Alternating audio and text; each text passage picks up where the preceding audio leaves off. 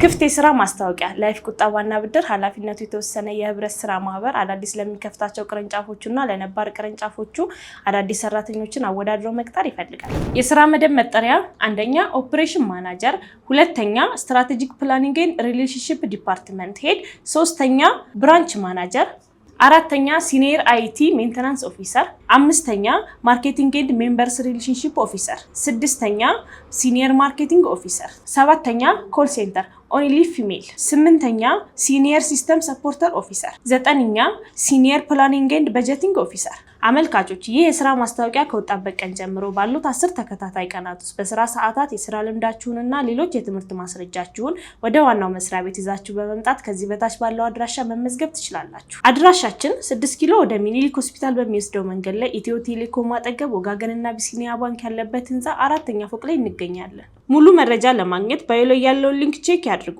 እንዲሁም በ6198 ወይም በ0111 265817 ይደውሉልን።